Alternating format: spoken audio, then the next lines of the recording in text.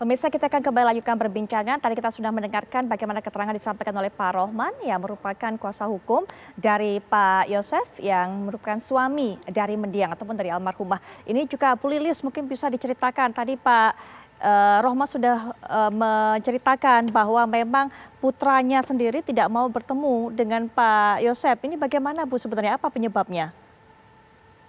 Sebetulnya dia nggak mau ketemu kan dia itu nyari-nyari yuris itu untuk minta uang. Sedangkan uang itu kan untuk dipakai tahlilan dia. Pak Yusefnya juga nggak tanggung jawab, itu ada biaya tahlilan itu. Makanya dia itu berpikir untuk apa cari pengacara, soalnya dia itu merasa nggak bersalah. Maaf Bu, datang ataupun mencari-cari Mas Yoris ini untuk meminta uang? Iya, Untuk apa Bu uangnya dan berapa jumlah uang yang diminta? nggak tahu itu masalah yang itu berapa mintanya, cuma dia ngejar-ngejar itu ya untuk minta uang gitu. Itu hanya prasangka dari Mas Yoris saja atau mungkin atau memang Pak Yosefnya sudah berkontak, sudah menghubungi bahwa ingin bertemu karena akan meminta uang? Iya betul, dia udah itu yurisnya udah ngomong katanya si papa mau minta uang gitu, supaya nggak dikasih untuk tahlilan katanya gitu biayanya itu. Tapi tidak mengatakan untuk apa kegunaan uang itu ya Bu? Nggak mengatakan. Baik, selain itu Bu mungkin ada penyebab lainnya. Apakah tadi betul seperti yang dikatakan Pak Rohman bahwa dari pihak keluarga almarhumah ini memang menyudutkan Pak Yosef dan mencurigai Ya sebagai betul. pelaku? Kalau menuduh sih enggak. Hmm. Cuma itu masalah itu, masalah Danu itu. Sebetulnya Danu itu sebelum ada polisi disuruh Yusef suruh masuk ke rumah itu.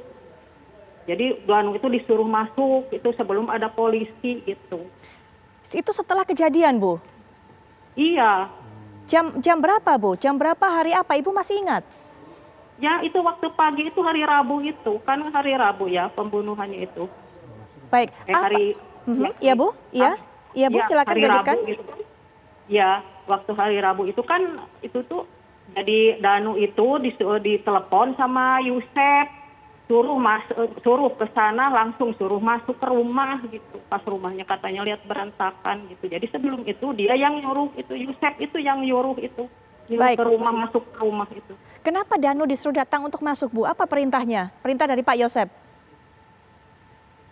Katanya kata itu tuh sih kata Pak Yusef tuh katanya di Enung sama Amel itu katanya ada yang nyulik gitu.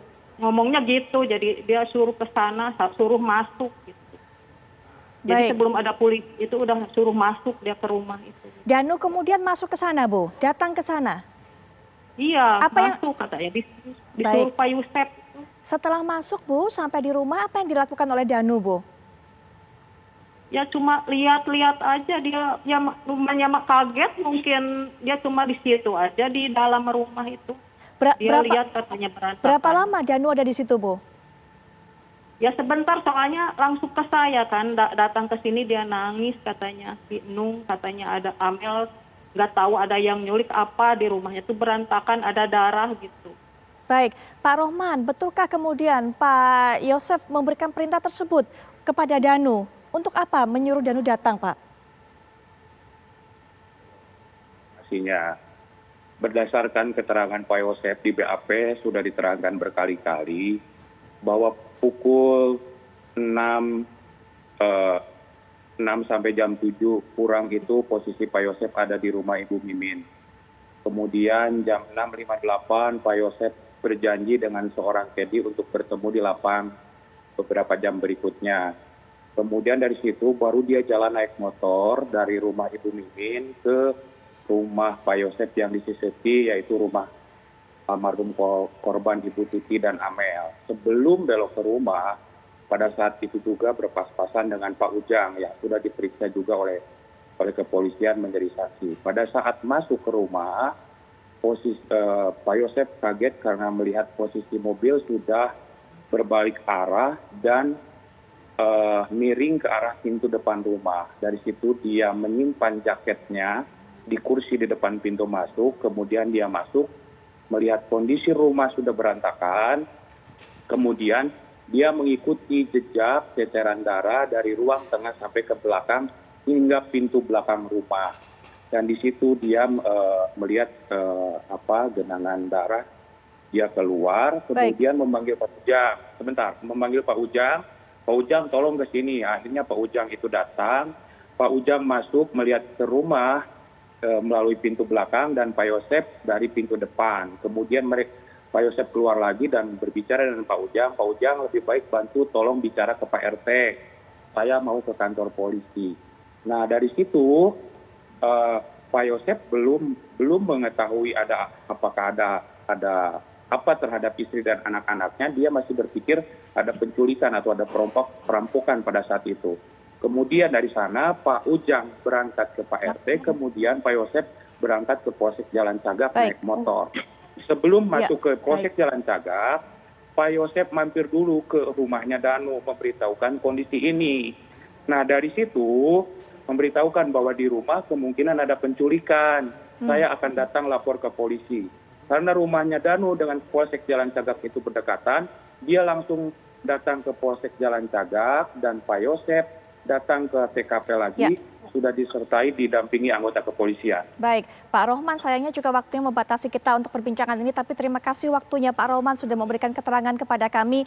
Bu Lilis juga terima kasih sudah meluangkan waktunya untuk memberikan keterangan. Kita tunggu nanti bagaimana keterangan dari pihak kepolisian, kita harapkan segera terungkap kasus ini. Mungkin terakhir dari Mas Reza mengenai kasus ini, Mas Reza, termasuk kita juga mempertanyakan mengapa begitu lama bagi polisi untuk mengungkapnya. Saya tentu saja terus menyemangati teman-teman di kepolisian untuk mengungkap kasus ini hingga tuntas.